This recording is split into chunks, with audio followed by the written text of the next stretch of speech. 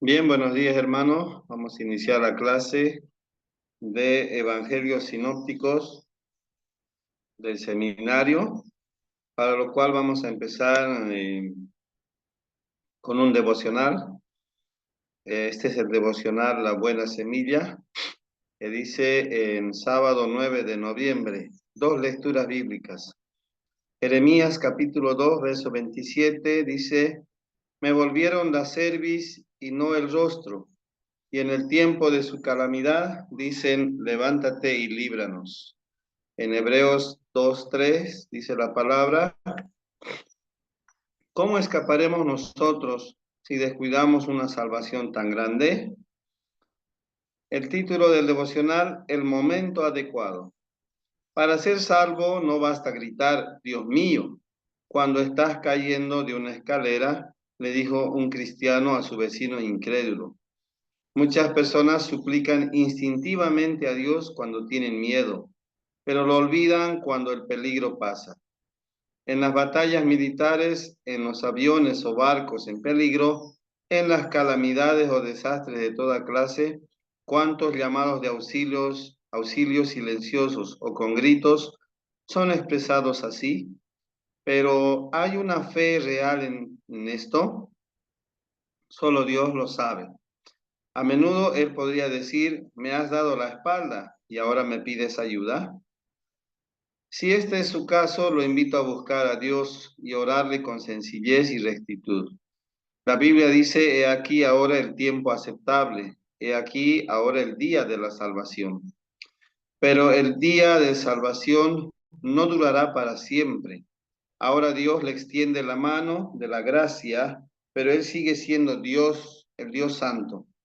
Ante Él nadie tendrá excusas ni podrá justificarse por no creer. Puede llegar el momento en que usted ya no pueda ir a Él, porque el tiempo de gracia habrá terminado. Y también porque usted habrá endurecido su conciencia. Es pues hoy y ahora el momento de creer, de orarle, de decirle, voy a ti tal como soy. No desprecie el llamado cuando le ofrece la salvación. Buscad al Señor mientras puede ser hallado. Llamadle en tanto que esté cercano. En ti esperaron en ti esperaron nuestros padres y esperaron y tú los libraste. Clamaron a ti y fueron librados. Confiaron en ti y no fueron avergonzados. Bien, el hombre natural que no conoce a Dios, eh, siempre va a clamar a Dios en momentos difíciles, ¿no? Ya sea de algún peligro que ellos puedan acontecer, ya sea de problemas económicos o enfermedad, ¿no? Pero después de que todo ha sucedido y pueda tener una salida, se olvidan de Dios, ¿no? Eso como testimonio personal, sí, ha pasado, ¿no? Cuando estamos bien, no nos acordamos de Dios, pero cuando estamos mal, recién. En el caso nuestro, como evangélicos cristianos, algunos líderes, incluso pastores, dice la palabra que en todo debemos ser agradecidos, ¿no? En todo, porque el Señor tiene el control de todo. Si Dios permite que pasemos por pruebas, debemos dar gracias, porque ese momento de prueba nos ayuda a poder fortalecernos y crecer más en el área espiritual y como personas, ¿no? Si estamos bien, tenemos bendición del Señor en cuanto a salud, en cuanto a trabajo y lo que es la economía, damos gracias a Dios, ¿no? Somos agradecidos. Y lo que dice el devocional es que este tiempo que Dios permite que uno le busque se llama el tiempo de la gracia, un momento en el cual Dios abre, si por así decirlo, la puerta para que todos puedan ingresar y tener la salvación. Sabemos nosotros de que el único medio para adquirir salvación es recibir a Jesús como su Señor y Salvador, ¿no? Entonces, si es que el Señor se adelanta en su venida o es que nos llega sin pensarlo, sin ni siquiera planificarlo la muerte, no habrá más oportunidad. Es cuando estemos vivos, ¿no? Es donde ahí podemos tener esa oportunidad y disfrutar de su gracia. Entonces, siendo nosotros cristianos, tenemos también la obligación de compartir este mensaje a todos nuestros seres queridos, empezando por nuestra casa, ¿no? Hermanos, hermanas, tíos, abuelos, cuñados, vecinos, amigos, extendiéndonos, ¿no? Mucho más, y no solamente con lo que es las palabras, sino también dice la Biblia que debemos dar un buen testimonio, sea en palabras, sea en hechos, si incluso el lenguaje no hablado, ¿no? Con nuestros gestos también, ¿no? Las muecas que podamos hacer. Entonces, todo debe ser integral en cuanto a lo que es el testimonio. Bien, con todo esto, el devocional, vamos a orar, vamos a dar gracias y vamos a comenzar. Gracias, Señor Padre amado, por este día que usted nos da, por la vida, por la salud, por el trabajo, por el sustento económico y también agradecidos por nuestros hijos, Señor. Señor, gracias por tu mensaje. Tú nos ayudas a meditar, a poder reflexionar y poder también compartir el mensaje tuyo a muchas personas que necesitan. Señor, el tiempo está difícil, todo pareciera que se está por convulsionar, pero Señor, tú tienes el control. Y oramos por nuestro país, Señor, por nuestro departamento, para que tú, Señor, por amor a tus hijos, puedas, Señor, estabilizar esta situación difícil. Aunque tenemos entendido que en la Biblia menciona en tu palabra que la maldad de muchos aumentará, el amor también en la iglesia de algunos hermanos se enfriará y la maldad aumentará y más y habrá pobreza, habrá hambruna, dice Señor. Pero tú, Señor, cuida a tu creación, cuida a tus hijos, Padre. En el nombre de Jesús, amén. Muy bien. Solamente son dos estudiantes, ¿no? Sí. Hermano Clemente, hermana Dana, ¿no? Bienvenidos. Vamos a pasar clases. Son los sábados. Entonces, si están mirando mi calendario, tenemos 4 sábados, ¿no? El 9, 16, el 23 y el 30 estaríamos finalizando. Así es, ¿no, hermanos? Sí, Sí, sí, sí. pastor. Sí, sí. Bueno, ok, bien.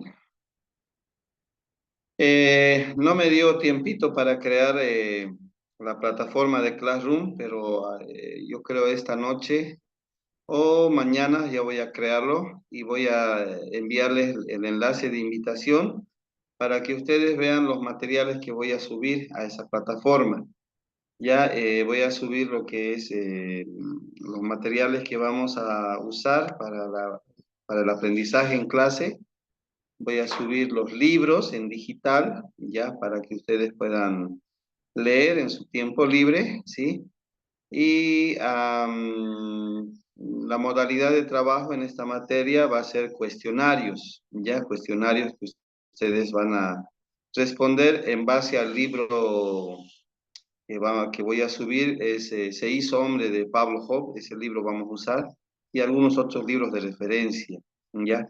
El examen lo puedo, bueno, quiero tomar 2 exámenes, podría ser uno el 16, la próxima clase, y el último, el 30, ¿ya? Pero para eso les voy a mandar un mensaje indicándoles de qué va a ser el examen, ¿ya? Lo que se va a evaluar en la materia de evangelios sinópticos es la asistencia, ¿sí?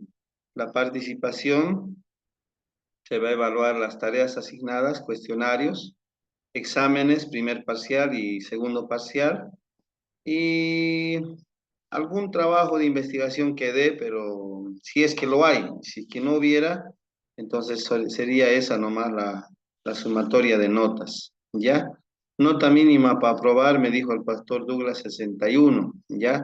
No crea que en el seminario todos pasan, ya he tenido 2 experiencias en este año, pero muchos, muchos años atrás eh, he tenido también tristemente que reprobar, ¿no? Algunos hermanos pastores que no han cumplido conmigo ciertas tareas asignadas, ¿ya? No sé si tienen alguna pregunta. Pastor, una pregunta. La, Sí. la, la clase no podríamos hacerlo viernes por la tarde. No tiene tiempo, por si acaso. ¿A qué hora? No sé, usted me dice la hora, no, no pasa nada. Yo salgo de trabajar a la 1 y a partir de las 2 para arriba se puede. Tardes. Sí, sí. Normalmente como yo trabajo en colegio, en el turno mañana y tarde, sí, tengo libre los viernes en la tarde. Claro, nos acomodamos nomás. ¿Qué dice hermana Dana? ¿Estaría de acuerdo? Sí, sí, está bien. Sí, eso justamente lo iba a decir. Es que los Ya, sábados tenemos, perdón. es que los sábados tenemos hartas actividades. Eso, pues, eso. Es verdad, yo igual dejé mi tacho lleno de ropa para lavar. Ya, ya, les avisaré el jueves si no hay nada, porque a veces como maestro siempre hay algo, ¿no? Y pucha, que me ocupan mi libre, pero creo que va a ser más seguro posible, ¿ya? Entonces es nomás de ponernos de acuerdo y pasar. Y sería desde las 3 de la tarde hasta las 5 que pasemos. O de 4 a 6 también puede ser, ¿no ve? Sí, Sí, está está bien. bien. Ya. Sí, porque yo llego del colegio acá, llego a almorzar, quiero descansar un ratito y ya después de tomar las actividades. Ya, les confirmaré, por favor, el jueves ya sea al mediodía o en la tarde, para que hable con Pastor Douglas y ya nos conectemos. Ya, pero está bien. Y voy a ir programando igual, ¿no? Entonces, igual, de igual manera, si va a ser viernes, igual 4 viernes, no pasaría nada. Ya, listo. ¿Alguna otra pregunta? Nada, ¿no? Ya, bien, vamos a compartir este estudio. Están viendo mi pantalla, ¿no? Sí, sí, sí, pastor, se ve. Ya. Bien, la materia, quiero explicarles antes por qué lleva el título de Evangelios Sinópticos. Se dice Evangelio a las buenas nuevas, ¿no? O sea, el mensaje que se lleva de la palabra del Señor, Evangelios, claro, buenas nuevas. Sinópticos, la definición nos da a entender de que hay perdón, a ver, voy a ordenar mis ideas, una observación, ahí está, una observación de un evento histórico tomado desde diferentes perspectivas, ¿ya? En este caso vamos a estudiar el libro de Mateo, Marcos y Lucas, que vieron la historia de Jesús desde diferentes perspectivas de Mateo, Marcos y Lucas. ¿Por qué no está Juan? Porque Juan tiene otra distinta perspectiva y no corresponde tanto a ¿cómo se puede decir? A este estudio de la materia de evangelios sinópticos. Pero he hecho una excepción, que quiero incluirlo a este evangelio para que tengamos completo, ¿no? El estudio de los 4 evangelios. En otros seminarios se toma aparte, ¿no? Lo que es el evangelio de Juan, pero no habiendo en nuestro seminario, lo voy a introducir al final, ¿ya? Esa es la definición introductoria. Y como tenemos lo que es la pantalla, nos dice Introducción a los Evangelios, la vida de Jesús. Los Evangelios presentan a Jesús, el Dios hombre, Dios con nosotros, Emanuel. Encierra la historia más bella del mundo, ¿no? Un hecho inédito que hasta hoy en día trasciende a través de los años, de los siglos, un evento recordado, ¿no? En Semana Santa, un evento recordado como una fiesta comercial que se hizo en Navidad, el nacimiento del niño Jesús, aunque no era de esa manera, ¿no? Pero comercialmente lo hicieron. No son libros biográficos de Jesús, contiene un mensaje espiritual. Como dije, evangelio quiere decir las buenas nuevas, ¿no? Buenas noticias de salvación. No están escritos de modo cronológico, vamos a ir viendo algunos aspectos que van a variar conforme a la distinta perspectiva de cada autor, ¿no? En cuanto al trasfondo histórico y religioso, muchas de las cosas que sucedieron en la vida de Jesús están relacionadas con la situación del momento, ¿no? Hay diferentes etapas de la vida de Jesús donde los autores quisieron darle un énfasis. El estado del pueblo judío, uno de ellos, perdón, el gobierno romano en ese tiempo, los partidos religiosos que los menciono, están los fariseos, los saduceos y otras más. También están las sectas judías, que fueron factores cruciales en cómo Jesús fue recibido en su tiempo y cómo se divulgó su evangelio. No ha sido nada fácil el poder llevar adelante el ministerio de Jesús, porque había muchos aspectos en contra, ¿no? Pero aún a pesar de ello, Jesús fue sobreponiéndose y llevando adelante el ministerio, ¿no?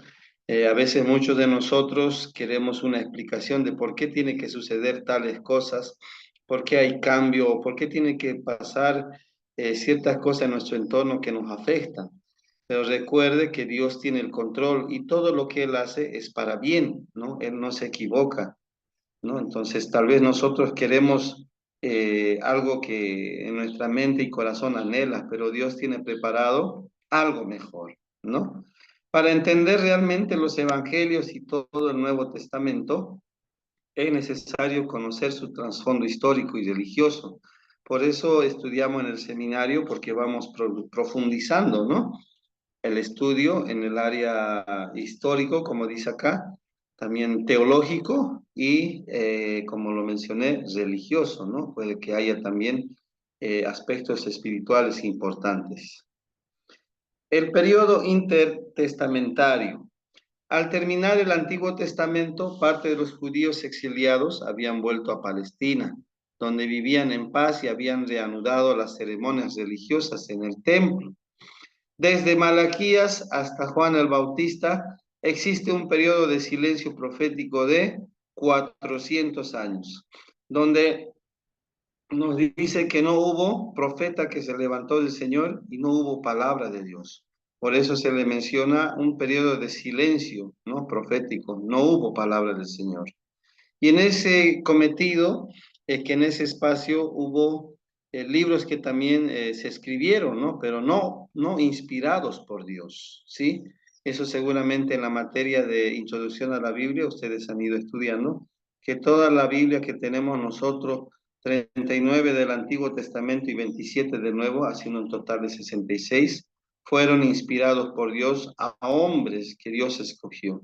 Pero en ese tiempo, desde Malaquías hasta Juan el Bautista, no hubo palabra, por lo cual se escribió libros con referencia histórica, ¿no? Y algunos en lo que es el estilo literario de novela, ¿no? O de mito, de historia, que no corresponde para poder ser enseñados alguna doctrina dentro de la iglesia. La Iglesia Católica tomó por referencia estos libros, ¿no? Y los tiene en su libro, perdón, que corresponde a lo que es a Macabeos, primera y segunda Macabeos, Tobías, Sabiduría, Eclesiástico y otros más, ¿no? Que son añadidos al canon de lo que es la Iglesia Católica. Pero dentro de nuestra iglesia, lo que es la iglesia protestante evangélica, solo los reconocemos a los 66 libros. Un dato de información. Aunque no hubo profecías, sucedieron importantes hechos históricos, vuelvo a decir, ¿no? Históricos para el pueblo de Israel. Por ejemplo, en Palestina hubo la influencia griega, ¿no? Que en esos tiempos era su apogeo de poder introducir ciertos aspectos de conocimiento, ¿no? Por ejemplo, Alejandro Magno, uno de los hechos históricos, conquistó el imperio persa, incluyendo Palestina, ¿no? En el siglo IV antes de Cristo. La influencia griega se extendió por todo el Mediterráneo oriental. En tal sentido, el griego se convirtió en el lenguaje universal, así como en nuestro tiempo podría ser que el inglés sea, ¿no? Un lenguaje universal, aunque hay opciones. El politeísmo griego amenazaba la fe monoteísta judía. ¿Qué quiere decir esto? Politeísmo. Poli son varios, ¿no? Teísmo, creencia en Dios. Entonces había varios dioses que los griegos iban introduciendo con lo que es la expansión de lo que es la influencia griega, ¿no? amenazando, dice acá, la fe monoteísta, mono, uno solo, teísta, la creencia en un solo Dios verdadero, ¿no? Que los judíos creían. Durante 400 años existió un conflicto entre la presión del helenismo y la fidelidad de los judíos a Dios y sus tradiciones. Entonces hubo influencia, ¿no? En este sentido del helenismo, que es parte del griego, para adquirir y poder practicar ciertas costumbres, ¿no? Hoy en día también sigue habiendo, ¿no? Por ejemplo, Halloween, que no es una fiesta propia de nuestro país, que se practica en Estados Unidos, ¿no? Pero ya tiene ciertos efectos, ¿no? En nuestro país, que algunos bolivianos lo practican, ¿no? Lo llevan adelante. Sabemos nosotros que no lo practicamos, ¿no? Porque es contradictorio a todas nuestras creencias y también es de forma negativa, pero al igual que ahora lo estamos viendo, la influencia griega tuvo sus efectos, ¿no? En lo que es la cultura y lo que es las costumbres de los judíos, y me imagino que algunos de los judíos fueron influenciados. Palestina, un territorio azotado, ¿no? Palestina es un lugar que pertenece a Israel, ya vamos a ver en el mapa enseguida, pero aquí dice, ¿no? Tras la muerte de Alejandro, Palestina sufrió los ataques de dos de sus sucesores. Uno, Antíoco Epífanes, un hombre despreciable, se apoderó de Palestina en el año 175 a.C., que esto fue profetizado en Daniel 11:21, ¿no? Ay, perdón. Esto voy a subirlo. Ya. Se sustituyó al sumo sacerdote legítimo con uno helenista. Entonces, fue arbitraria la decisión de este hombre, Antíoco Epífanes, para poder tomar control también, ¿no? De lo que es las costumbres judías en cuanto hablando de la religión. Cambió el gobierno de sacerdotes ancianos por el gobierno típico de una ciudad-estado griega. Entonces, el gobierno impuso lo que es sus normas, y afectando a lo que es el lugar, ¿no? La sinagoga, el lugar de reunión de los judíos. Saquearon el templo, nos dice acá, e impusieron el culto a Zeus, la abominación desoladora, como menciona en Daniel 11:31. Y esta profecía tiene su efecto también a futuro, que en el tercer templo que Israel construya habrá esta abominación desoladora con el anticristo. Pero ya vemos acá, según los datos históricos, que ya hubo presencia, ¿no? Ya hubo de lo que es la imposición de un gobierno a las costumbres de los judíos, ¿no? En este caso, el conocimiento helenístico, se estableció el culto a Zeus, ¿no? Sabemos nosotros en historia general que Zeus se le denomina a un tipo de dios, por ejemplo, el dios del trueno, del rayo o de todo que viene del cielo, ¿no? Y de ahí vienen otros dioses más, porque hablamos del politeísmo, ¿no? Varios dioses. Entonces, hubo cierta interferencia, ¿no? No se respetó lo que es costumbres de los ciudadanos judíos.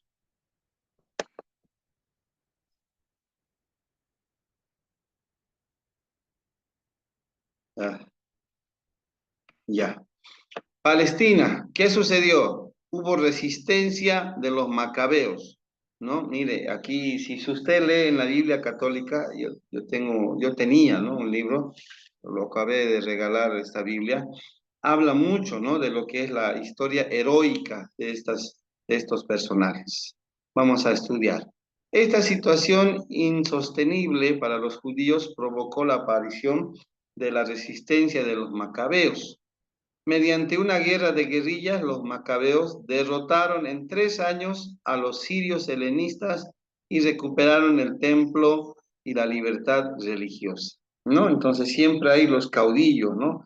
Aquellos que se levantan y quieren recuperar ciertos aspectos positivos que eran para la iglesia, bueno, para el pueblo judío, ¿no? Y uno de ellos es Macabeos, a la cabeza de Juan Macabeo, ¿no? Que fue el líder, el cual recobró la libertad religiosa. En el año 142 antes de Cristo, bajo el mandato de Simón Macabeo, otro personaje, consiguieron la independencia política y se constituyó la dinastía Asmonea o de los Macabeos, ¿no? Entonces, se tomó en cierta manera lo que es la libertad, en cierta manera lo voy a decir, porque ya con lo que es el reino, el imperio romano, nuevamente es sojuzgado, ¿no? Lo que es el pueblo judío. Palestina, las luchas internas y la invasión romana, esto hace mucho, ¿no? Los macabeos comenzaron a amoldarse a la influencia helenística, en vez de resistir, ahora pacíficamente se fueron influenciados, ¿no? Lo que provocó la ruptura entre los conservadores, los hariseos y los fariseos. Y los que se amoldaron fueron los saduceos, ¿no?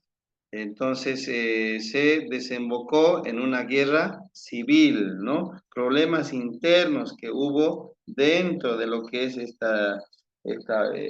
este movimiento que hubo, ¿no? Para ser libres. En el año 63 a.C., los romanos invadieron Palestina y restituyeron a los macabeos. En el año 40 a.C., Herodes Idumeo fue alzado como rey por los romanos, al que dieron también Samaria, Perea e Idumea. Fue llamado Herodes el Grande, ¿no? De ahí comienza lo que nosotros conocemos en la historia de la Biblia. Palestina y Herodes el Grande. Herodes constituyó un nuevo templo y transformó muchas ciudades, lo que provocó el aumento de la presión tributaria en cuanto a impuestos sobre los judíos por parte de los romanos. Esto provocó que los judíos lo rechazaran aún más, además de por ser idumeo o edomita, un pueblo enemigo de Israel, ¿no? Entonces estaban en desacuerdo. Se casó con una princesa macabea y dividió a sus opositores, ¿no? Las alianzas. Exterminó a los macabeos, ahora familia suya, que se opusieron a él. Fue quien reinaba cuando nació Jesús, ¿no? Sabemos la historia. Ahí está lo que es el mapa de Palestina en tiempos de Jesús. Reparto entre los hijos de Herodes el Grande, ¿no? Herodes, Antipas, Galilea y Perea. ¿Dónde está? Galilea y Perea. Aquí está. Galilea, Perea. Arquelao se le dio a Idumea, Judea y Samaria. Judea, Samaria y Idumea. ¿Dónde estás? Idumea, Idumea. A ver si ustedes lo han encontrado. Ah, aquí abajo ya está. Ya. Idumea. Ay, perdón. ¿Qué hice? Ya. A ver. Ya. Idumea, ¿no? Felipe se le dio Iturea, Traquinote y Noroeste, ¿no? Iturea, Iturea, Traquinote, ¿no? A ver, ¿dónde está el mapa? Ya me perdí ya. Ya, entonces, fueron divididos esta parte de lo que es el imperio, de lo que es el imperio romano, así, ¿no? Lo que es la parte de Palestina o Israel. En tiempos de Jesús, Galilea y Perea zona gobernada por Herodes Antipas, ¿no? Galilea y Perea, ¿no? Entonces aquí está Galilea y Perea gobernado por Herodes Antipas. Judea y Samaria, aquí está, Samaria y Judea, gobernada por Arquelao, ¿no? Y los procuradores romanos, ¿no? En este caso, Pilato. Iturrea, Traquinote, noroeste, zona gobernada por Felipe, ¿no? Uno de los hijos de Herodes el Grande. La religión judía y sus bases. Desde el cautiverio, ¿no? 597 a 530 a.C., esto han debido notar, hermanos, en la introducción a la Biblia, que no estoy escribiendo mal, sino que el año 0 lo marca el nacimiento de Jesús. Y antes de Jesús, los años van de forma regresiva, ¿no? De mayor a menor. Y después de Jesús va de forma progresiva, ¿no? desde el cero va subiendo, ¿no? Los años, 1, 2, 3, hasta el año que estamos ahora, 2024, puedo decir, después de Cristo, ¿no? Esa es la razón por la cual están los años de esa manera, no es que escribí mal. La religión hebrea en esos años evolucionó hasta convertirse en el judaísmo. La palabra ismo es una verdad absoluta, ¿no? Entonces, se cree que el judaísmo ya es como una doctrina, una religión oficial, ¿no? El judaísmo funcionaba en base ¿a qué? ¿Cómo era su estructura? La sinagoga, el lugar de reuniones, la ley y las tradiciones orales, ¿no? Lo que es sus estatutos, sus normas, el templo, ¿no? El lugar de adoración a Dios. También estaban la secta y los partidos del judaísmo, entre ellos están los fariseos, los saduceos y los esenios. Y estaba también la esperanza mesiánica de que un día vendría el Mesías, esperando los judíos un prototipo de Moisés, ¿no? Que pueda liberar como en ese entonces a Israel de la opresión de Egipto, con plagas y muchas maravillas más. Pero cuando llegó Jesús fue todo lo contrario. Es otro el reino, ¿no? Es otra la libertad. En la religión judía, las sinagogas, aquí tenemos, ¿no? Las ruinas de la sinagoga de Capernaum, un dato arqueológico histórico de referencia, ¿no? Anhelo un día, hermanos, ¿no? Viajar a Israel, creo que es un sueño que tengo, espero se haga algún día realidad, aunque cuesta mucho, dice, ¿no? Ir a visitar a tierras santas. La religión judía, las sinagogas. Durante el cautiverio, sin templo, las sinagogas se convirtieron en el centro de encuentro religioso y social. Tras la reconstrucción del templo, permanecieron siendo un centro de estudio, ¿no? De adoración y centro comunitario, lo que es las sinagogas, ¿no? Su forma de gobierno era congregacionalista, preparó el camino para el gobierno de la iglesia primitiva.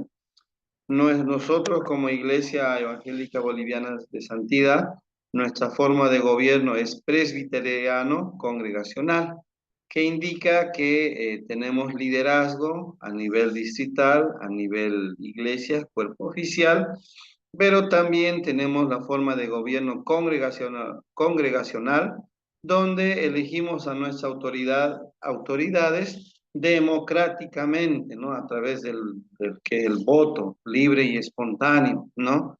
Entonces, nuestro estatuto está ciertas carteras donde tiene un tiempo determinado de duración, ¿no? Entonces, lo mismo sucedía en lo que es la iglesia, en los judíos, tenía el gobierno congregacionalista, ¿no? Aquí. La religión judía y la ley, ¿no? La ley y las tradiciones orales. El cautiverio reforzó la fe del pueblo judío en la ley, ¿no? Siempre esperamos que alguien o algo nos presione, ¿no? Para poder, si en este caso hablamos del estudio, podamos aprender, ¿no? Es como los niños que en este tiempo, en este mes, lo más, si puedo decir, lo más flojito, ¿no? Los que no tomaron interés al estudio, quieren recuperar, ¿no? Las notas para no reprobar. Y pareciera que nos hemos acostumbrado, y esto no viene de algo nuevo para nosotros, y ya viene a través de la historia, ¿no? Durante el periodo de la restauración, 530 al 44 antes de Cristo, el pueblo vivió en torno a la ley, ¿no? Lo que ya conocemos, esto seguramente lo van a estudiar en Pentateuco, ¿no? Los 10 mandamientos desglosados en lo que es también la tradición oral, el sacerdocio, las autoridades dentro del templo y el mismo templo, ¿no? Llegando a convertirse en el pueblo del libro, ¿no? Que eran estudiosos, ¿no? Todos tenían que estudiar lo que es la ley. Hoy en día tal vez nos falta, ¿no? Como hijos de Dios, estudiar la Biblia. Falta, no se termina de estudiar. Y si lo estudiamos, no lo ponemos en práctica. Eso también es algo negativo en nuestra contra. Sin embargo, dice, el estudio de la interpretación de la ley originó un conjunto de normas y reglas. El Mishnah o ley oral o tradición de los ancianos, apartadas de la ley divina, ¿no? Siempre queremos acomodar nosotros, ¿no? Cualquier reglamento o estatuto que haya, ya sea en la iglesia o fuera de la iglesia, en lo que es nuestro, ¿qué puedo decirle? Nuestro trabajo, ¿no? Nuestra institución tiene normas y yo decía a algunos pastores, ¿no? Todo en todo lado hay orden, hay normas, hay reglas que debemos nosotros guiarnos en base a ello, ¿no? No salirnos de lo que es, de lo que ya está establecido. Y por supuesto nosotros como iglesia tenemos nuestro estatuto, claro, con lo que es el fundamento de la Biblia. Todo está respaldado con la Biblia. Jesús lo denunció, dice esta cuestión, en varias ocasiones, y si damos lectura a la palabra en nuestras Biblias, busquemos en Lucas capítulo 11, verso 46, que dice así: y él le dijo, ay de vosotros también, intérpretes de la ley, porque cargáis a los hombres con cargas que no pueden llevar, pero vosotros ni aun con un dedo las tocáis. Entonces, ¿qué quiere decir? Que estas autoridades religiosas imponen ciertas normas, reglas, que incluso ni ellos mismos pueden cumplir. Entonces, Jesús estaba denunciando esta parte, ¿no? En el sentido de que no les podrían imponer estas normas porque son exageradamente difíciles, porque ni ellos mismos lo pueden llevar, lo que es los líderes, ¿no? Ahí tenemos otra fotografía del templo de Herodes, Herodes el Grande, ¿no? Que es un hecho histórico, ¿no? Que está todavía vigente. Ahí lo podemos ver más alejado, con las divisiones que están bien marcadas, ¿no? Por dentro está ahí, ¿no? Las divisiones que tiene, ¿no? Hay todo arquitectónicamente dividido. Y el templo era vigilado, dice, por la guardia romana y por los propios judíos, ¿no? Es como cuando nos recordamos que para ingresar siempre había guardias, ¿no? Guardias designadas por el Imperio Romano, pero administrada por los fariseos y los saduceos, ¿no? Considerar al templo como temporal se tenía por blasfemia, eso es lo que molestó a los fariseos, ¿no? Que cuando Jesús le dice que en 3 días este templo caerá, ¿no? Y será reconstruido también, ¿no? Entonces no está hablando de un templo físicamente establecido, sino él se refería a un templo espiritual, ¿no? Que somos nosotros el templo del Espíritu Santo, pero que también descenderá lo que es la Gran Jerusalén, ¿no? La Nueva Jerusalén.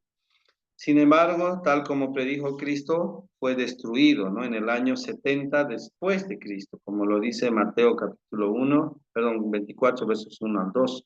Entonces, la profecía que mencionó Jesús no era, pues, como lo interpretaban los maestros de la ley, ¿no? En 3 días. Era un lenguaje simbólico, profético, ¿no? Que a futuro iba a ser destruido. Las sectas y los partidos del judaísmo, ¿cuáles eran, no? Como los demás pueblos, los judíos formaron sectas religiosas y partidos políticos. Estos son los fariseos, los saduceos, los esenios y los celotes. ¿Quiénes eran los fariseos? Su nombre proviene de perusim, que quiere decir separados, ¿ya? Es como que son personas que no están de acuerdo con ciertos aspectos, ¿no? Dentro del templo o reglas. Era la secta más grande en número e influencia, ¿no? Tenían bastante cantidad y lograban tener influencia, ¿no? Solo ellos sobrevivieron como secta tras el 70 después de Cristo, ¿no? Los fariseos. Se basaban en el Antiguo Testamento, creían en los espíritus de la inmortalidad y la resurrección. Cumplían la ley, pero violaban su espíritu y carecían de justicia, misericordia y fe verdaderas. aunque no todos eran así, ¿no? A veces siempre hay un buen fariseo, ¿no? O alguien mejor, y no podemos también generalizar. ¿Quiénes eran los saduceos? Su nombre proviene de Sadoc. Era de menos número que los fariseos, pero más influyentes en la política, ¿no? Imagínense. Eran los aristócratas de Jerusalén y de los terratenientes, ¿no? Eran las personas de tener, ¿no? La clase alta. Solo aceptaban el Pentateuco, no toda la ley. Se basaban en los primeros 5 libros. Negaban la inmortalidad, la resurrección y los espíritus, ¿no? Un grave error que cometieron porque Jesús demostró que Él era Dios y que Dios puede resucitar, ¿no? A los muertos y a los vivos. Y Él mismo fue también la señal, ¿no? También Jesús mostró que hay espíritus malos, ¿no? Que pueden tomar el control de las personas. Y en varias ocasiones Jesús lo demostró. Eso fue también molestia para esta secta, ¿no? Fueron los responsables de la persecución de la iglesia. Claro, como no compartían ciertas doctrinas que Jesús había enseñado a los discípulos, no les quedó de otra que perseguir y abusar de la autoridad que ellos tenían. Desaparecieron con el templo tras el año 70 después de Cristo, ¿no? Ya no se escuchó más de ellos. Los esenios, el Qumran, tenemos lo que es acá la imagen de algunos de sus jarrones, ¿no? Platos y todo lo que ellos tenían por costumbre elaborar, ¿no? ¿Quiénes eran los esenios? Doctrina similar a los fariseos, pero su vida muy distinta. Vivían en comunidades aisladas de tipo monástico, ¿no? Alejados, como un campamento. Se dedicaban al estudio e interpretación de la escritura. Según ellos, hay hijos de luz e hijos de las tinieblas. Los primeros vencerán y dominarán a los segundos. Esperaban a un Mesías rey, sacerdote y profeta para llevarles a esa victoria. Jesús y Juan el Bautista no pudieron ser esenios, ¿no? No tenían ese origen, ¿no? Entonces, estas personas iban teniendo otra doctrina, ¿no? Otra enseñanza. El Qumran, ahí está, ¿no? Qumran, que habíamos dicho acá, era un lugar donde ellos se ubicaban y tenían ciertas tradiciones y lo ubicamos aquí. Esta población, ¿no? Los celotes, ¿quiénes eran los celotes? Formaban un partido político nacionalista, más que una secta, fundado poco antes de nacer Jesús por Judas el Galileo, ¿no? Su nombre proviene de Cainán, que quiere decir celar. El celo por Jehová, eran extremistas y revolucionarios. Su objetivo era la liberación de Palestina por la fuerza. Fueron los que convencieron a los judíos contra los romanos, ¿no? Esto tuvo como consecuencia la destrucción de Jerusalén en el año 70. Ahí están las causas, ¿no? De por qué se destruyó el templo. Simón el cananeo, discípulo de Jesús, era celote.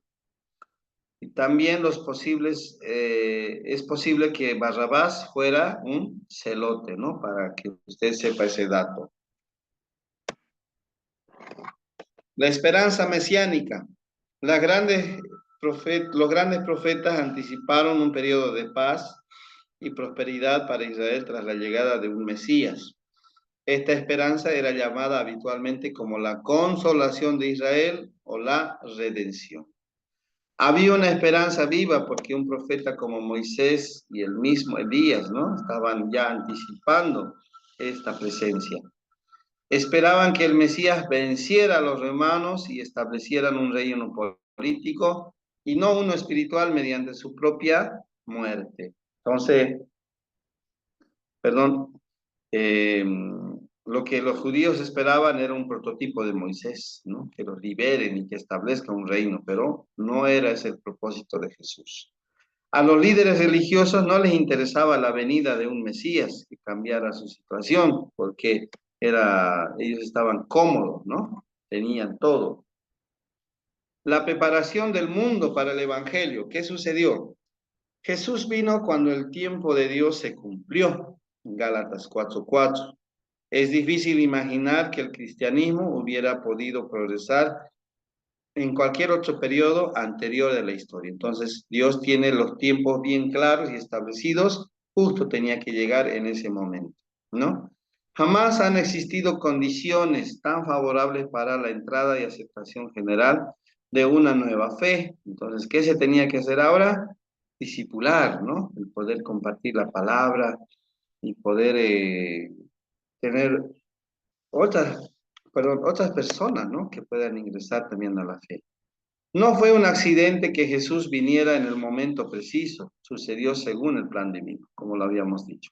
Factores que prepararon el camino para la vida de Jesús, la preparación política, intelectual, religiosa y social. Entonces se tenía que estudiar de forma integral, ¿no? Tenía que sí o sí tener estos estudios.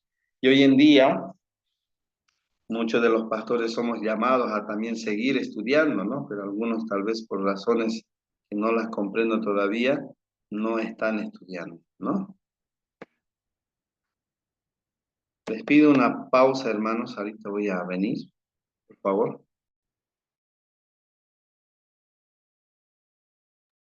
Ya listo, nos esperamos.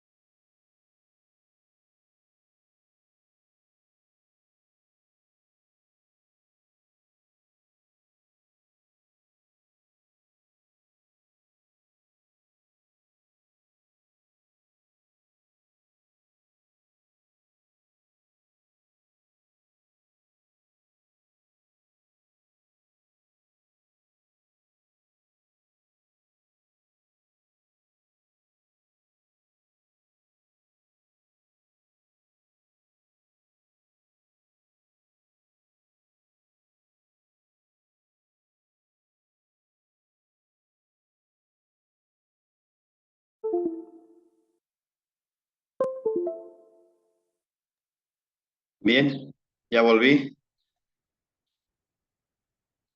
hacía mucho calor. Bien,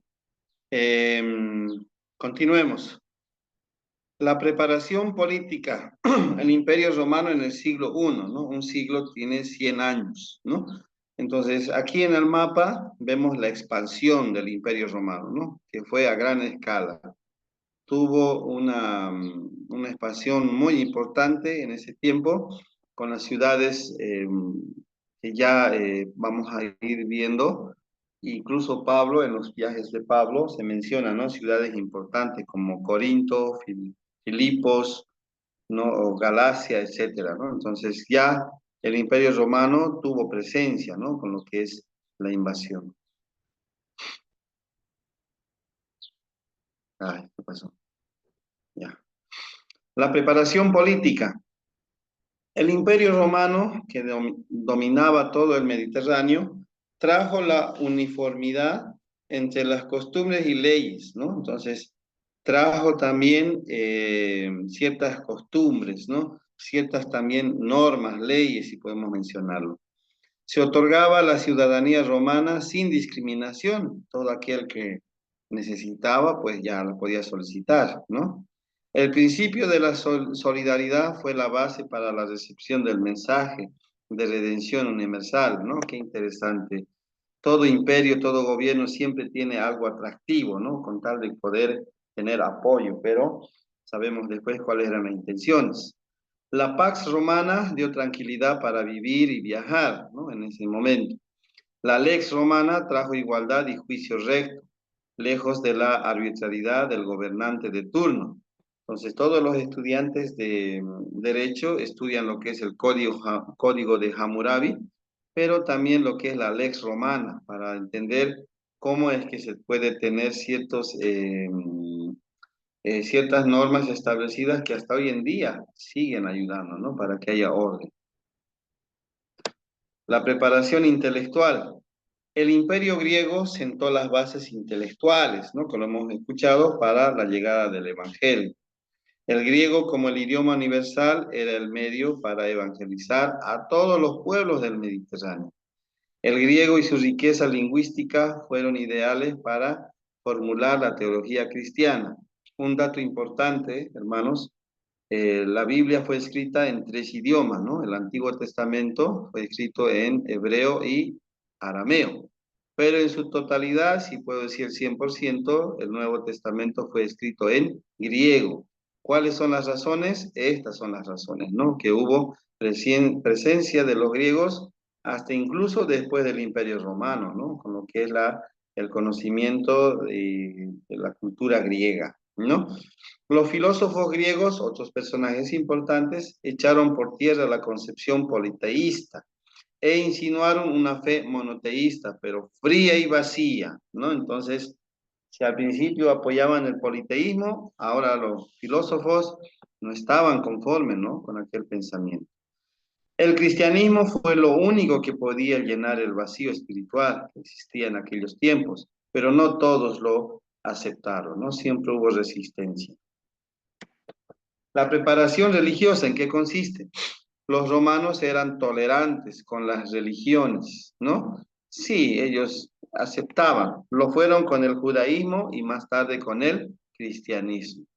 Los filósofos griegos provocaron el desencanto de los paganos con el politeísmo, ¿no? Estos personajes, ¿no? Yo me acuerdo de una frase que decía, solo sé que nada sé, ¿no? De tanto estudio uno que puede llegar a tener, ¿no?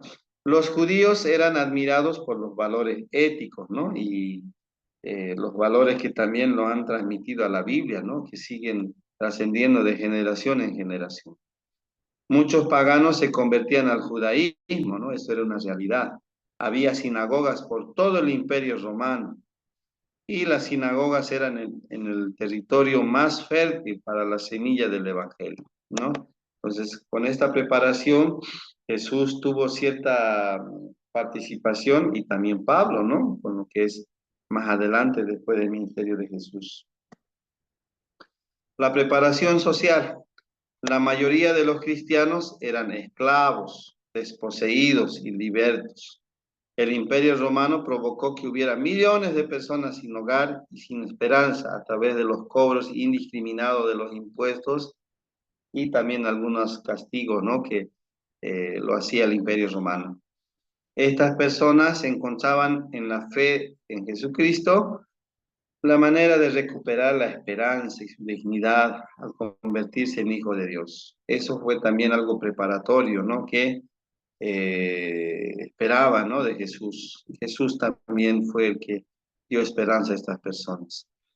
Jesucristo vino a este mundo en el momento preciso, según el reloj de Dios, cuando todas las condiciones religiosas, sociales, culturales y políticas eran ideales para la recepción y transmisión de su mensaje, ¿no? Dios no se equivoca, no se adelanta ni llega tarde, llega justo en el momento, ¿no? Las fuentes históricas de Jesús, ¿cuáles fueron?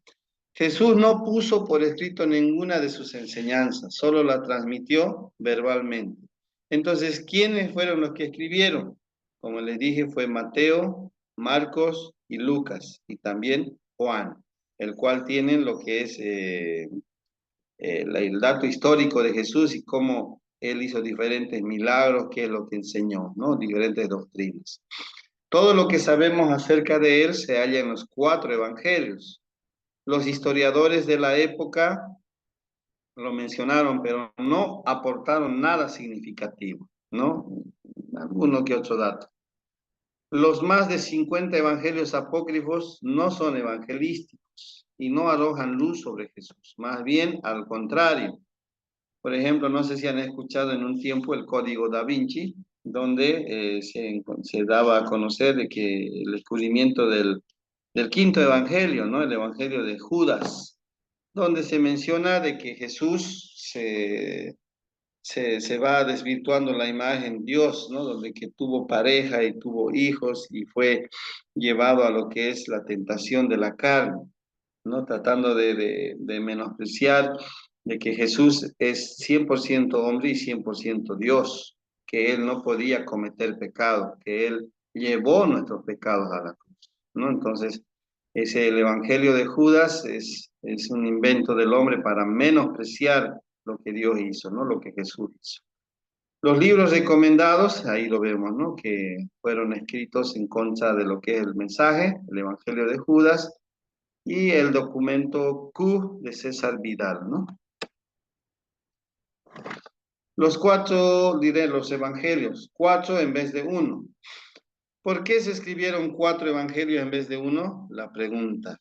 Cada evangelista presenta al Señor con un punto de vista particular, ¿no? Cada evangelio es como una foto tomada desde un diferente ángulo de la vida de Jesús. Por ejemplo, Mateo presenta a Jesús como rey, ¿no? A sus contemporáneos, que son los otros judíos, y les da a entender de que Jesús es el Mesías esperado, el rey de reyes, ¿no? El Mesías prometido. Marcos presenta a Jesús como siervo y sus destinatarios son los romanos. Marcos escribe de una manera más amena, con más acción, si puedo decirlo, para que los ciudadanos romanos puedan tomar la atención a la lectura, ¿no? Lucas menciona a Cristo como el Hijo del Hombre, menciona la descendencia, ¿no? Desde dónde viene la línea de Jesús para que Él pueda nacer en ese momento. Juan describe a Jesús como el Verbo eterno encarnado, ¿no? Por eso si leemos lo que es los primeros capítulos y versículos de Juan, menciona, ¿no? En el principio era el Verbo y el Verbo era con Dios y el Verbo era Dios, ¿no? Entonces, ese es el énfasis de Juan, ¿no? Que menciona a Jesús como Dios, ¿no? Como si fuese Dios, bueno, en realidad es Dios. Lo siguiente, como en un diamante, son los múltiples facetas de Jesús los que brillan con la luz propia y en los cuatro evangelios, ¿no? Entonces, eh, cada uno menciona distintas facetas de Jesús, ¿no? En los cuatro evangelios. Los evangelios sinópticos son otros, ¿no? Como lo había dicho, son Mateo, Marcos y Lucas, son evangelios sinópticos, los tres. Los tres narran los mismos acontecimientos. Sinópticos, que quiere decir del griego visión general o visión en conjunto. Contienen tanto en común la que se pueden poner, ¿no? Así ordenados, en paralelo, siguiendo una sinopsis, ¿no? Un resumen, un estudio. Hay muchos libros que representan ordenados cronológicamente los evangelios, siguiendo una armonía. Un clásico es el del Antiguo Testamento, Robertson, ¿no? Y también existe la Biblia cronológica, ¿ya? Pero eso nos toca estudiar, nos toca ver, investigar, ¿no? Listo. ¿Hasta aquí alguna pregunta? ¿Se ha cansado? No, pastor, No, está pastor. todo sentido. Ya. ¿Qué les parece si tomamos un descansito? Unos 10 minutos, ¿está bien? Sí, Sí, sí, claro. está Ya, son 11:06, volvemos 11:16, ¿ya? Por favor. bien, está bien. Bien, Ya, listo. ya. Vamos a pausar.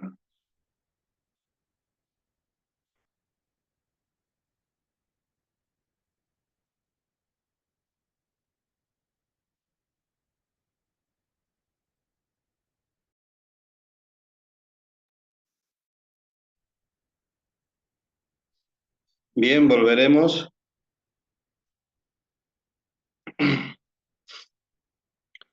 Ok, estábamos acá.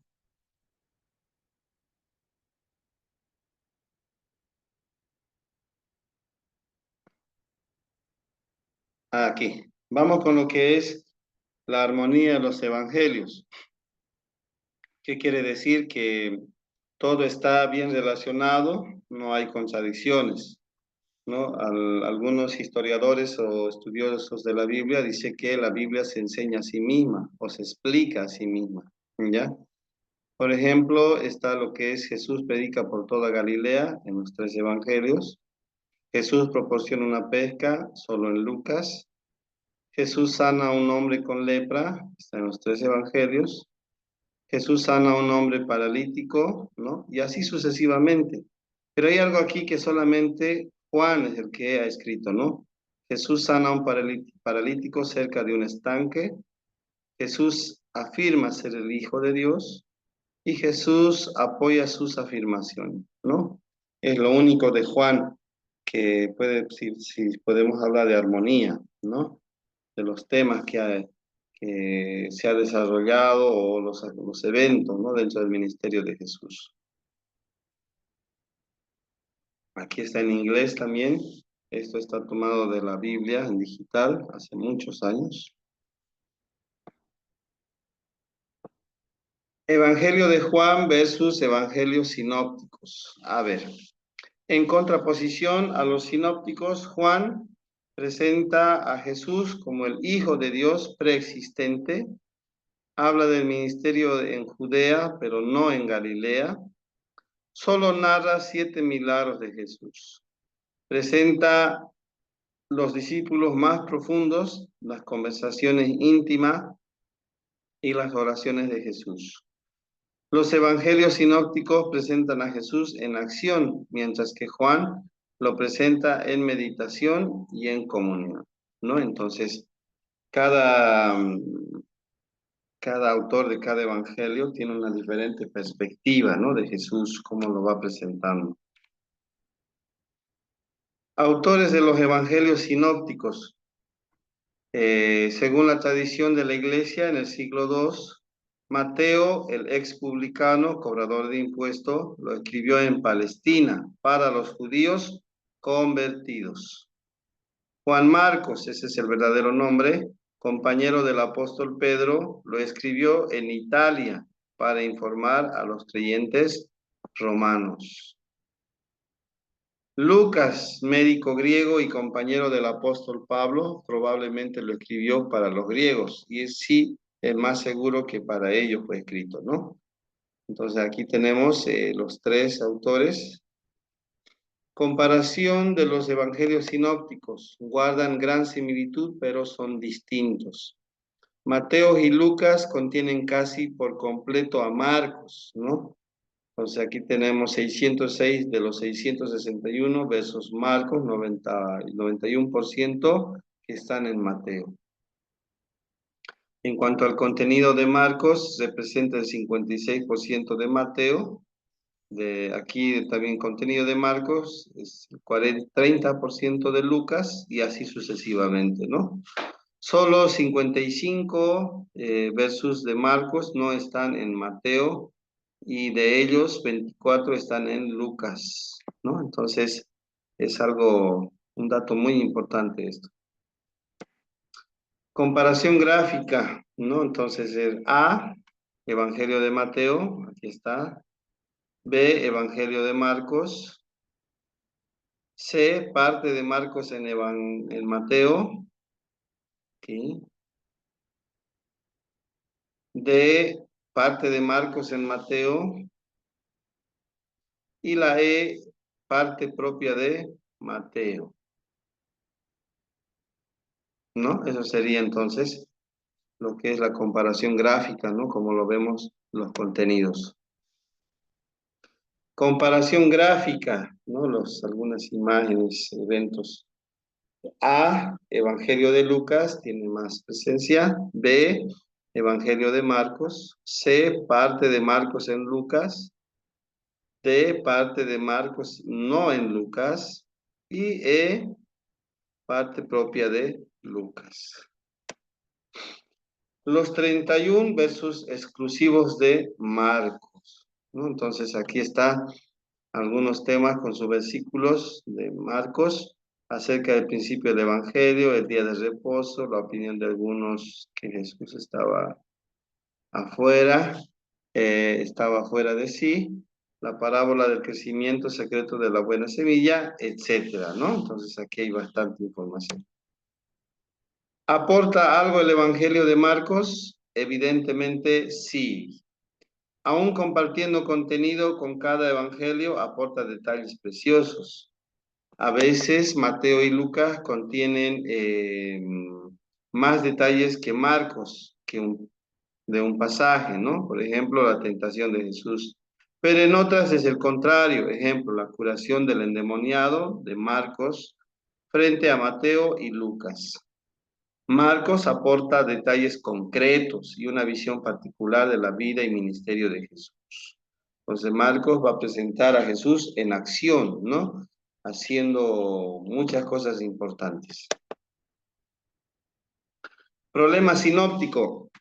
¿Cómo podemos explicar la casi total similitud entre Marcos y una parte de Mateo y Lucas? Hay dos posibilidades. Mateo y Lucas utilizaron directamente el material de Marcos. Mateo y Lucas utilizaron una fuente común, también usada en Marcos. ¿Qué quiere decir? Atiendan bien y abran sus oídos. Que el primer evangelio que fue escrito fue Marcos. Y de ahí tomaron como referencia Mateo y Lucas. Por eso es que en porcentaje tienen mucho tomado de Marcos, ¿no? De tanto Mateo y Lucas. A pesar de ignorar las fuentes que usaron, podemos confiar en la veracidad de lo narrado. Lucas afirma basar su narración en el testimonio de los testigos oculares, en este caso los apóstoles, ¿no? Como dice ahí en Lucas capítulo 1. ¿Dónde estás? Lucas.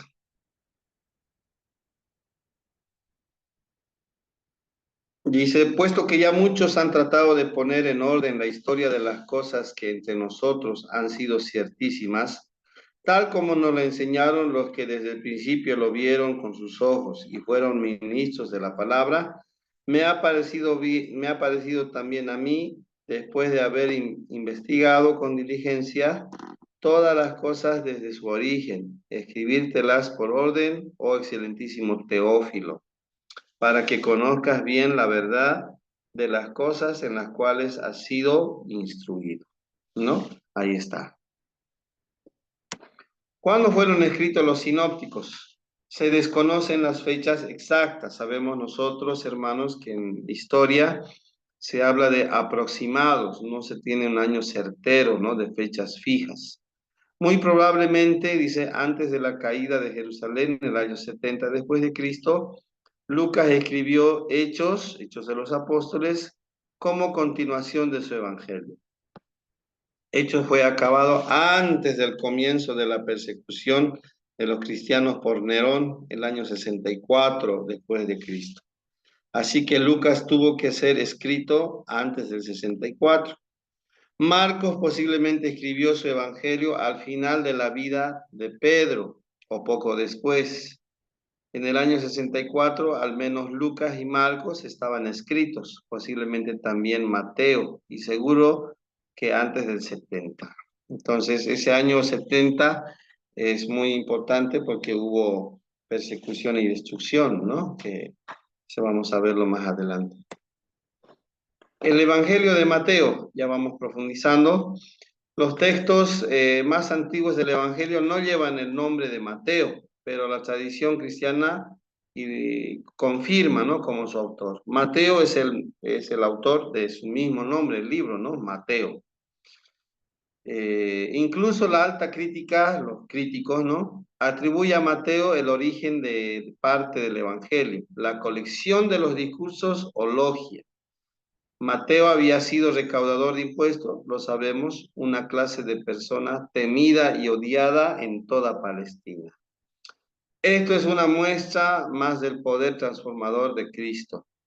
Fue generoso, organizó un banquete para Jesús, ¿no? Renunció a su trabajo, pero sus capacidades laborales fueron reutilizadas en la recopilación de las enseñanzas, ¿no? Entonces, esto es muy importante, ¿no? Que siempre hay algo que resaltar. El Evangelio de Mateo, su propósito, ¿cuál era? Mateo escribió especialmente para los judíos convertidos, ¿no?, al cristianismo. Tenei, dice que Mateo es está admirablemente adaptado a una iglesia estrechamente ligada al judaísmo. Escribe para sus contemporáneos. Mateo demuestra cuidadosamente el cumplimiento de las promesas del Antiguo Testamento en la persona de Jesús para fortalecer a los creyentes judíos, ¿no? Entonces, Mateo toma mucha referencia del Antiguo Testamento para explicarle a sus contemporáneos de que Jesús sí es el Mesías esperado. 16 veces escribe: todo esto aconteció para que se cumpliese lo dicho por el Señor por medio de la profeta, ¿no? En este caso es importante que hay referencia, ¿no? Sin embargo, tampoco dejó de criticar la incredulidad y necedad de los judíos y los líderes religiosos. A veces esto en la misma iglesia sucede, ¿no? Hay líderes que son buenos líderes, pero hay líderes también que actúan para personalmente, ¿no? O sea, beneficiarse personalmente. Mateo, su presentación y contenido. Destaca por su buena exposición, sistemática, concisa y cuidadosa, ¿no? Entonces, él tiene los detalles de poder escribir. Es considerada el evangelio didáctico porque hay bastante información y es una forma amena también de estudiar. Mateo prefirió un orden temático que cronológico. ¿Qué quiere decir? Que está ordenado por temas y no tanto así por año, ¿no? Está agrupado en secciones de sucesos y enseñanzas de un mismo tema alternados entre sí. Entonces, va explicando, divididos por temas, ¿no? Por secciones. Mateo cuida más los detalles de la enseñanza que de los milagros, y en Marcos es al revés, ¿no? Marcos se enfoca en las acciones que hizo Jesús, mientras que Mateo en las enseñanzas. Presenta cada grupo de enseñanza con discurso introductorio que prepara al lector para recibir la enseñanza. Entonces, siempre hay algo importante que resaltar y a partir de ahí viene el estudio, ¿no? Los discursos ocupan 3/5 partes del Evangelio, ¿ya? Son los siguientes: el Sermón del Monte, principio y normas del reino, instrucciones a los mensajeros del reino, parábolas del reino, enseñanzas sobre el discipulado cristiano y la venida del rey, ¿no? Entonces, eso está en lo que es el contenido de Mateo. El retrato de Jesús en Mateo, ¿cómo lo muestra? Mateo es el evangelio del cumplimiento, ese es el énfasis. Rasgos de Mesías en el evangelio de Mateo. Lo presenta como Jesucristo es el rey, Jesús es rechazado por los judíos, pero Jesucristo volverá a la tierra para reinar, ¿no? Entonces, es muy importante como Mateo va mostrando, ¿no?, rasgos importantes de Jesús. El retrato de Jesús en Mateo. Jesucristo es rey. Nace del linaje de David, hijo de David, ¿no? Incluso hay canción de esto, ¿no? Los magos le ofrecen regalos dignos de un príncipe, confirmando que él es el rey. El Sermón del Monte es como un manifiesto real. Sus milagros son señales de autoridad real. Sus parábolas son misterios del reino. Exento de los impuestos del templo por ser hijo del rey, se presenta como rey en su entrada triunfal, predice el retorno de la gloria y reinado universal. Bien, entonces, Mateo va a presentar a sus contemporáneos, compatriotas judíos, de que Jesús es el Mesías esperado. No hay duda aquello, ¿no? También Mateo presenta a Jesús que es rechazado, ¿no? No siempre algunos lo aceptan, algunos lo rechazan. Y tristemente en las iglesias sucede lo mismo, ¿no? A veces entre hermanos nos estamos rechazando, pero esto no es nuevo, ¿no? Sino que ha ido sucediendo como lo muestra en los evangelios. Jesús es rechazado como los antiguos profetas, ¿no? Cuando nace, todo Jerusalén se agita y Herodes trata de matarlo. Sabemos la historia, ¿no? El Mateo que menciona que lo rechazan a Jesús. Juan el Bautista, el precursor de Jesús, es encarcelado y luego decapitado por el capricho de una niña, ¿no? Que quiere la cabeza de Juan Bautista, ¿no? A veces también tengamos cuidado con lo que queremos o deseamos, ¿sí? Los escribas y fariseos se quejan continuamente contra Jesús y atribuyen los milagros a Belcebú, o sea, al diablo, ¿no? Entonces, esta secta estaba celosa, ¿no? Esta secta estaba amenazada por todo lo que Jesús estaba enseñando y estaba demostrando de que él era el Mesías, es el Hijo de Dios, es el Rey. Entonces, como siempre, hay personas que siempre no les va a gustar esta clase de actividad que rechazan contundentemente, pero sabemos que esto no es nuevo, ¿no? Conspiran contra Jesús y lo condenan a muerte, eso es lo que querían lograr. En ningún otro evangelio es ofrecido el rey o la nación de manera tan real y rechazado tan frecuente, ¿no? Entonces, aquí menciona Mateo 7, información importante. ¿Preguntas hasta aquí? Ya hablé mucho. Ahora sí creo que se han cansado.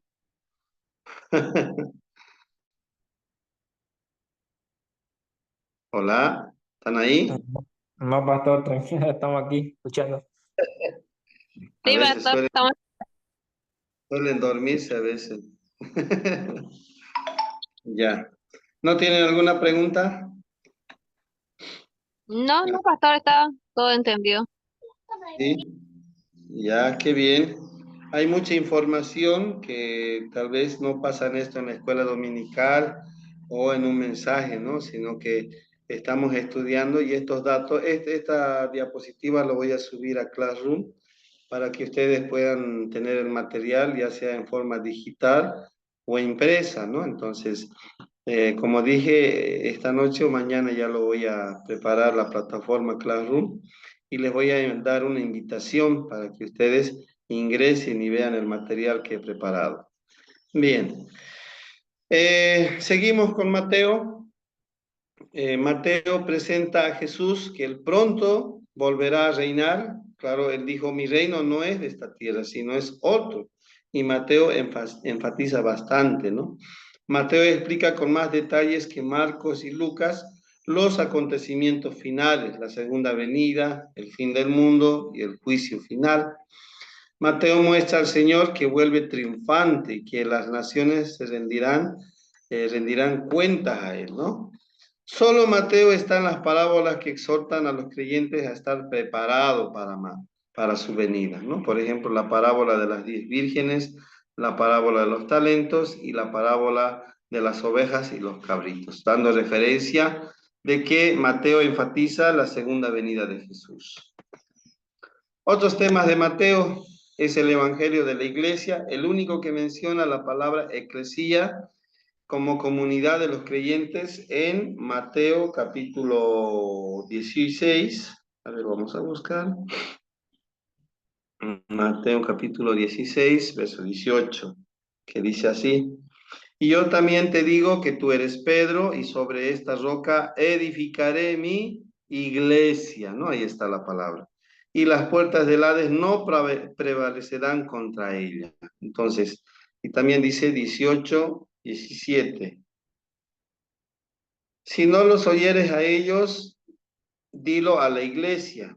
Y si no oyere a la iglesia, tenle por gentil y publicano. Entonces, esa es otra mención también de amonestación, ¿no? De que se debe hacer primero con una persona, luego con dos, luego debe comunicarse a toda la iglesia. Y si en esto no reacciona, no se arrepiente, pues lamentablemente hay que tomarlo por gentil.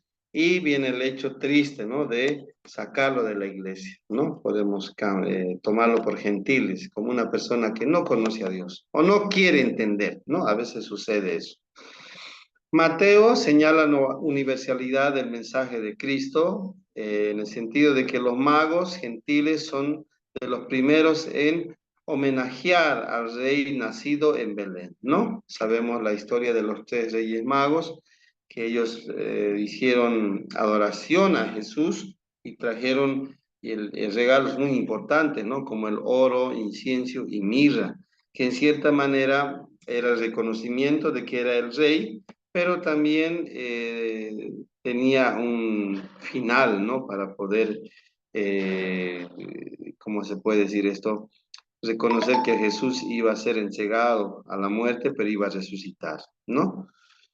Varias parábolas enseñan que el reino de los cielos es sacado de la nación judía y entregado a todo aquel que le acepte. Claro que sí, Dios escogió a su pueblo Israel como un árbol principal y que la iglesia es un injerto, ¿no? Que pertenece a través de la fe como el pueblo de Dios, ¿no? Los gentiles, nosotros en este caso.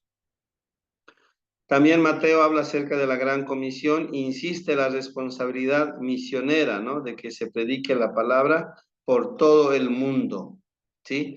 Entonces tenemos esa orden de parte de Dios a través de Mateo, de que debemos hablar, ¿no? Compartir el mensaje. Bien, con esto vamos a finalizar, hermanos. El Evangelio de Marcos, vamos a la introducción, muy distinto a Mateo. Hemos visto a Mateo, si lo vamos recopilando, un libro que fue escrito por un judío, recaudador de impuestos, que escribe a sus compatriotas, los judíos, explicando de que Jesús es el rey esperado, ¿no? El Mesías. Y da en su contenido muestras de lo que es la forma didáctica de enseñanza de Jesús, pero también el énfasis está en poder explicar de que todo lo que hizo Jesús da a entender de que Él es el rey, ¿no? El Mesías, que su reino no está en esta tierra, sino que está en los cielos y que pero pronto volverá en su segunda venida. Ahora, a diferencia de Mateo, Marcos es el evangelio más breve, ¿no? Omite la infancia de Jesús, presenta pocas enseñanzas y solo 4 parábolas. Los discursos de Jesús se muestran abreviados y se destacan por cómo presenta el mensaje esencial del Evangelio, ofrece una imagen viva e impresionante de Jesús, un Jesús en acción, resalta la autoridad y el poder del Hijo de Dios, ¿sí? Y aquí se ve la figura de Jesús como un realismo y majestad jamás superadas, ¿no? Eso es lo que dice Carlos Erdmann. Entonces, Marcos se encarga de poder mostrar a Jesús en acción, ¿no? Que Él está siempre en movimiento, que está haciendo algo diferente. Porque, ¿saben qué? Ahorita vamos a ver, Marcos escribe a los romanos, ¿no? Y los soldados romanos son siempre disciplinados, en acción, preparados, ¿no? Y listos para cualquier eventualidad. Su autor es el mismo hombre que escribió, Juan Marcos, era un personaje muy conocido, era de Jerusalén y vivía en un hogar cristiano. Acompañó a Pablo en su primer viaje misionero, junto con su primo Bernabé. Posteriormente los abandonó porque tuvo miedo. Viajó con Bernabé a Chipre y tras recuperar la confianza de Pablo fue su compañero en Roma, ¿no? Pablo lo recomendó a Colosenses y se lo reclamó a Timoteo, ¿no? Al considerarlo útil. Según la tradición, Marcos fue ayudante e intérprete de Pedro, quien lo llega a considerar su hijo, ¿no? Entonces, la participación de Marcos fue muy importante. Marcos, en cuanto a sus características, se dirige a los gentiles, especialmente a los romanos, como les había explicado. Predomina su narración histórica breve, pero concisa, ¿no? Una lectura que se puede leer de forma breve, amena y siempre en acción, ¿no? Concisa también, al punto. Se caracteriza por la rapidez de su narración y destaca por el detallismo en su descripción. Va mostrando ciertos detalles. Marcos se dirige a los gentiles. Hace poco énfasis en las leyes y costumbres judías, pero las explica mucho cuando las cita, ¿no? Por ejemplo, la purificación.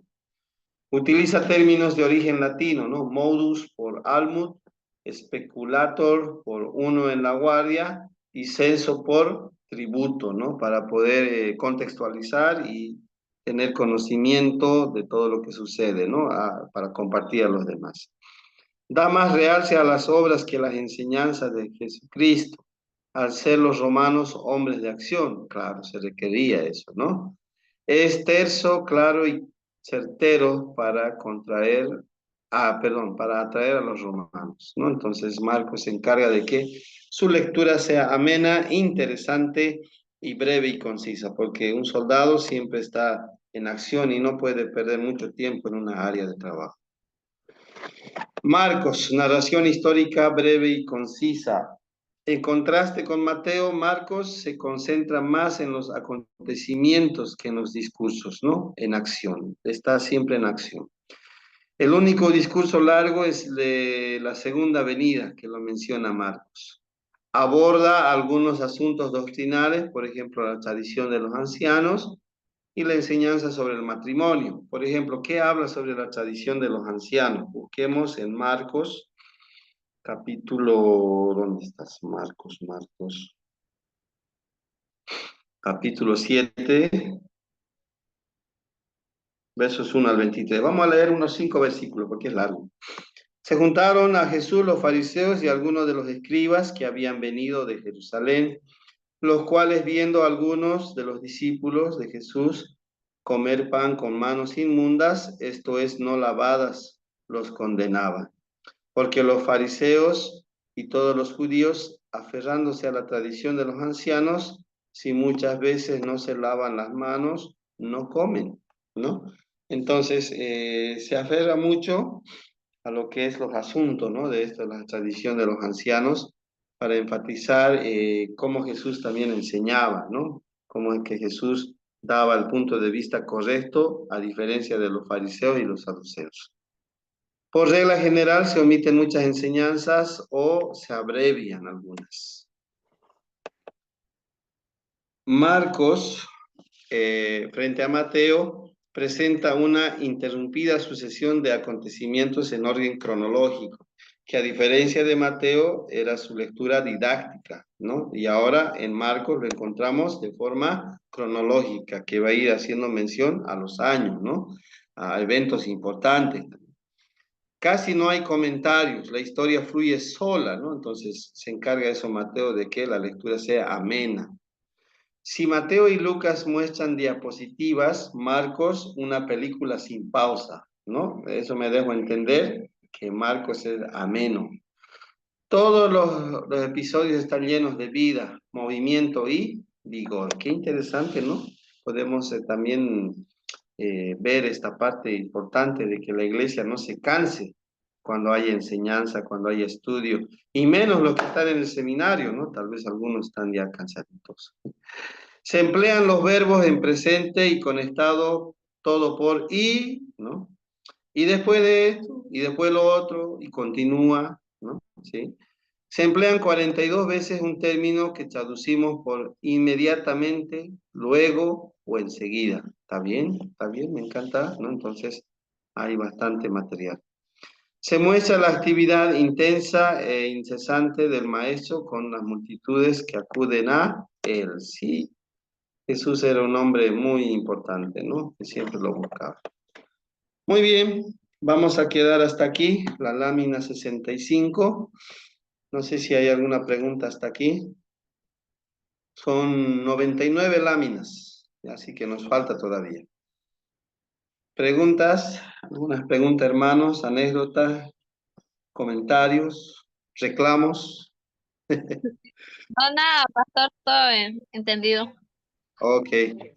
Ya, entonces les avisaré el día jueves si nos reunimos el viernes y les pediré, por favor, si es que les tomo un examen parcial, que sea de estas láminas, ya que estamos viendo. Para ello voy a mandarlo con anticipación.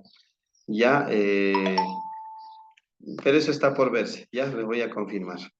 Bueno, hermanos, muchísimas gracias. Vamos a ver, dejar de partir y vamos a orar.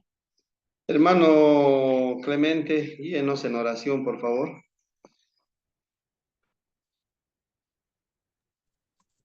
Ya, pastor. Señor, te damos las gracias por todo lo que nos das, por darnos salud, por darnos que comer día a día. También te pedimos, Señor, por la vida de nuestros familiares, de nuestros amigos y por todos los que están pasando mal. Dale mucha salud, recupéralos, Señor, porque tú puedes, porque tú eres bueno, Señor. Y también agradecerte por todo lo, lo que nos das y pedirte Sí. que nos guíes, que nos, que nos sigas cuidando, Señor. Te lo pedimos en el nombre de tu Hijo Jesús. Amén. Amén. Gracias, hermano.